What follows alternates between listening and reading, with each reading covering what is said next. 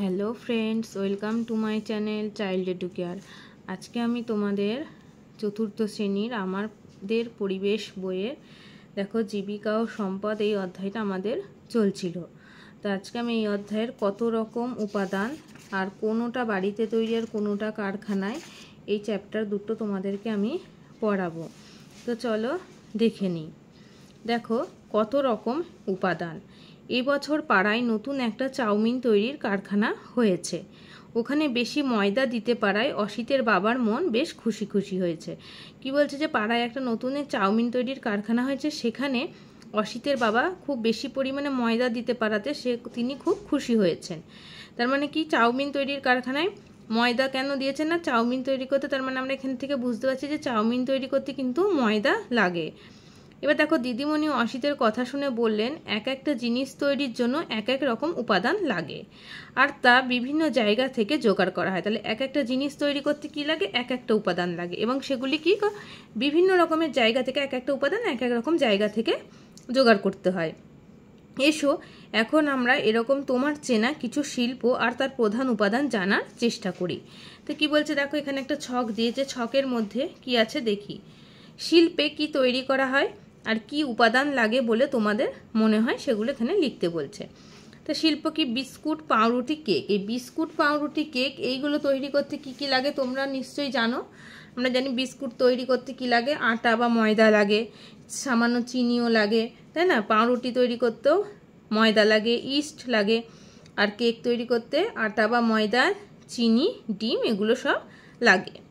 আর জামা কাপড় তৈরি করতে মেন কি লাগে, সুতো। আর বাড়ির বারান্দার গ্রিল বা যে কোনো গ্রিল তৈরি করতে লাগে আমাদের কি, লোহা। আর দড়ি, বস্তা, ব্যাগ এগুলো তৈরি করতে কি লাগে বলো, পাটের তন্তু। তাহলে এই গেল আমার এই ছকটা। তাহলে এগুলো এইভাবে লিখবে তোমরা। এখানে যে বিস্কুট, পাউরুটি, কেক তৈরি করতে কি লাগে, জামা কাপড়ের উপাদানগুলি কি কি, বাড়ির বারান্দার গ্রিল তৈরির উপাদান কি, দড়ি, বস্তা বা ব্যাগ তৈরির উপাদানগুলো কি কি। এবার দেখো সঞ্জয় বলল, কিন্তু শিল্পের এই উপাদানগুলো কোথা থেকে পাওয়া যায়। এই যে সমস্ত জিনিসগুলো আমাদের লাগছে এক একটা শিল্প তৈরি করতে, যে উপাদানগুলো, সেগুলো কোথা থেকে পাওয়া যায়। রিনা বলল, কাগজ তৈরির কাঠ আর বাঁশ পাওয়া যায় কোথা থেকে, বন থেকে। তাহলে আমরা জানি সাধারণত কাঠ কোথায়, গাছ থেকে আমরা কাঠ পাই। সেই গাছপালা কোথায় বেশি পাওয়া যায়, বন জঙ্গলে থাকে, আর বাঁশও তাই। আবার ডিম, দুধ, পশম আর রেশম এসব আসে কোথা থেকে, পালিত প্রাণী থেকে। অর্থাৎ গরু, ছাগল, ভেড়া এগুলোর থেকে আমরা কি পাই, রেশম পাই, পশম পাই, আবার ডিম, দুধ এগুলো আমরা পাই। রেশমটা গরু, ছাগল এসব ভেড়া থেকে পাই না, রেশমটা একটা কীট থাকে, সেই রেশম কীট বলে, তার কাছ থেকে আমরা রেশম পাই। সেটাও কি করা হয়, চাষ করা হয়।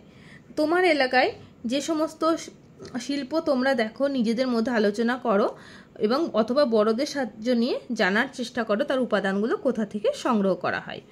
এবার দেখো নিচে একটা ছক দিয়েছে, কি বলছে, শিল্পের নাম আর উপাদান কোথা থেকে সংগ্রহ করা হয়। মিষ্টি বানানো, মিষ্টি বানানোর উপাদান কি, মিষ্টি বানানোর জন্য আমরা কি জানি, আমরা ছানা চাই, তাই তো। মিষ্টি তৈরি করার জন্য ছানা, এবং সেই ছানাটা আবার কোথা থেকে আসে, দুধ থেকে। তাহলে দুধ কোথায় পাওয়া যায়, দুধ পাওয়া যায় আমরা গোয়ালার কাছ থেকে দুধ পাই, আর চিনি পাওয়া যায় মুদিখানার দোকান থেকে, কি তাই তো। তারপরে দেখো বলছে খেলনা তৈরি। খেলনা কিসের হয়, মাটিরও খেলনা হয়, এবার প্লাস্টিকেরও খেলনা হয়। তাহলে মাটি আমরা কোথা থেকে পাই, মাটি আমরা প্রকৃতি থেকে পাই, আর প্লাস্টিক পাই কারখানার থেকে, তাই না।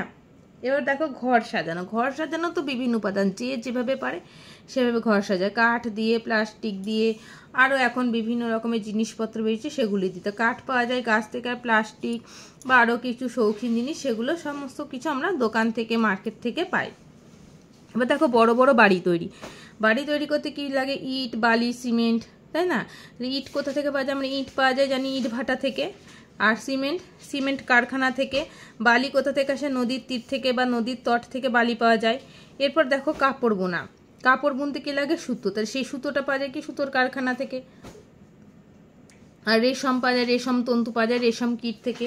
তাহলে এই গেল তোমার এইটা কত রকমের উপাদান, অর্থাৎ এক একটা জিনিস তৈরি করতে কি কি উপাদান লাগে, সেই উপাদানগুলো কোথা থেকে সংগ্রহ করা যায়, এগুলো আমরা পড়লাম। এবার চলো তার পরের চ্যাপ্টারে কি আছে দেখি। দেখো কোনোটা বাড়িতে তৈরি, কোনোটা কারখানায়। এত রকম উপাদান থেকে যে কিভাবে কি করা হয় সেটা ঠিক বুঝতে পারেনি অসিত, সঞ্জয়রা। বলছে এই যে এত রকমের উপাদান এবং এই উপাদান থেকে ঠিক কোন উপাদানটা থেকে কি তৈরি হয় সেটা কেউ অসিত আর সঞ্জয়রা বুঝতে পারেনি। তখন দিদিমণি বললেন, এই উপাদানগুলো নিয়ে নানা ধাপে বদলানো হয়। এই উপাদানগুলো কি করা হয়? নানান ধাপে, এক একটা ধাপে এক একভাবে বদলানো হয়। এটা ওটার সঙ্গে মেশানো হয়, অর্থাৎ এক একটার সাথে এক এক রকম উপাদান মেশানো হয়। কখনো বা আগুনে গরম করা হয়, ছোট বড় যন্ত্রপাতিও লাগে। কখনো জিনিসটা দক্ষ কারিগরেরা হাতেই তৈরি করে নেন। তো অসিত বলল, দিদি সবই তো এরকম জিনিস, একই রকম জিনিস নয়, আর সব জিনিস তো একই কারখানায় নিশ্চয়ই তৈরি হয় না। তখন অসিত বলছে, দিদি সব জিনিস একই রকম নয়, আবার সব জিনিস কিন্তু একই কারখানায় তৈরি। যেমন হলো তোমার বিস্কুট যে কারখানায় তৈরি হবে সেই কারখানায় কি কাপড় তৈরি হবে না, বা কাপড় যেখানে তৈরি হবে সেখানে নিশ্চয়ই মিষ্টি তৈরি হবে না। সেটাই বলছে যে একই কারখানায় তো সব জিনিস তৈরি হবে না।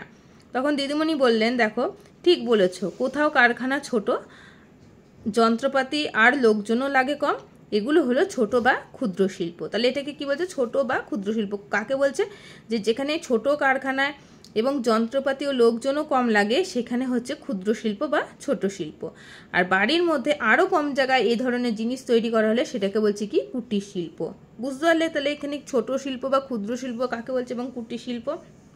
এবার দেখো, সঞ্জয়ের বাড়িতে বসেই ধূপ বানানো বা চানাচুর তৈরি করতে দেখার অভিজ্ঞতা রয়েছে। তাহলে সঞ্জয়ের বাড়িতে বসেই কি করা? ওদের বাড়িতে নিশ্চয়ই ধূপ আর চানাচুর তৈরি করা হয়। আর মলয়দের বাড়িতে জ্যাম, জেলি, আচার তৈরি করা। অর্থাৎ বাড়ির মধ্যে যে সমস্ত অল্প জায়গার মধ্যে যে জিনিসগুলো তৈরি করা হয় তাকে আমরা বলছি কি? কুটির শিল্প। তার মানে মলয়দের বাড়িতে কুটির শিল্প আছে, আবার সঞ্জয়দের বাড়িতেও এগুলো কিন্তু কুটির শিল্প বলছে আর কি, ধূপ বানানো, চানাচুর তৈরি। এবার দেখো অসিত বলল, তাহলে দিদি তাঁতে কাপড় বোনা বা জরির কাজ এগুলোও ক্ষুদ্র শিল্প? দিদিমণি পশ্চিমবঙ্গের একটা মানচিত্র দেখালেন। পশ্চিমবঙ্গের কোন কোন জেলায় বা স্থানে ক্ষুদ্র বা কুটির শিল্প গড়ে উঠেছে তা দেখিয়ে বুঝিয়ে দিলেন। এবার দেখো কি ধরনের ক্ষুদ্র ও কুটির শিল্প এবং পশ্চিমবঙ্গের কোথায় দেখা যায়। তাঁত শিল্প দেখো কোথায় দেখা যায়? পশ্চিমবাংলার হুগলি, শ্রীরামপুর, ধনেখালি, নদিয়ার নবদ্বীপ, আর কোথায়? ফুলিয়ায়। আমরা জানি তাঁত শিল্প আগের দিন আমরা পড়েছি ফুলিয়ায়, এছাড়াও শান্তিপুরেও আছে, তাই তো? রেশম শিল্প দেখো মালদার সুজাপুর, কালিয়াচক আর মুর্শিদাবাদের বহরমপুরে। মৃৎশিল্প কোথায় বিখ্যাত বা কোথায় দেখা যায়? কলকাতার কুমোরটুলিতে, নদিয়ার কৃষ্ণনগর, আর এছাড়া এখানে ড্যাশ দিয়েছে, এখানে ড্যাশ, একটা হচ্ছে জলপাইগুড়ি হবে আর একটা তোমার হচ্ছে কালীঘাটে আছে। কলকাতার কুমোরটুলি এবং কালীঘাটেও মৃৎশিল্প দেখা যায়। আর গালা শিল্প পুরুলিয়ার ঝালদা, বাঁকুড়ার সোনামুখী এবং বীরভূম জেলায় গালা শিল্প রয়েছে। তাহলে এই গেল এই ছকটা। তাহলে তাঁত শিল্প কোথায় আছে, রেশম শিল্প, মৃৎশিল্প, গালা শিল্প কোথায় কোথায় দেখা যায়, ছকটা থেকে তোমরা পড়বে।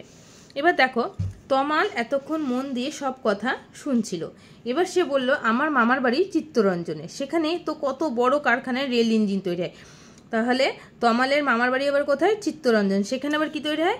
বড় বড় কারখানায় রেল ইঞ্জিন তৈরি হয়। অর্থাৎ ট্রেনের যে ইঞ্জিন, ট্রেন যে ইঞ্জিনের সাহায্যে চলে সেই ইঞ্জিনগুলো ওখানে তৈরি হয়। কোথায় না? চিত্তরঞ্জনে। তখন দিদিমণি বলেন, বড় বড় কারখানায় অনেক লোক দিনরাত কাজ করে, আর বড় বড় যন্ত্রপাতি দিয়ে কোনো জিনিস অনেক পরিমাণে তৈরি হলে সেগুলো হলো বড় শিল্প, অর্থাৎ বৃহৎ শিল্প। কি বলছে? যে বড় বড় কারখানায় যদি প্রচুর পরিমাণে লোক দিন রাত, দেখা গেলে সবসময় ওখানে মেশিনের আওয়াজ হচ্ছে, মেশিন চলছে, দিনেও কাজ হচ্ছে রাতেও কাজ হচ্ছে, এবং অনেক বড় বড় যন্ত্রপাতি দিয়ে সমস্ত জিনিস তৈরি হয়, সেগুলিকে বলছে কি? বড় শিল্প। যেমন দেখো জাহাজ তৈরি, মোটর গাড়ি তৈরি, এরকমই হলো সব বড় শিল্প।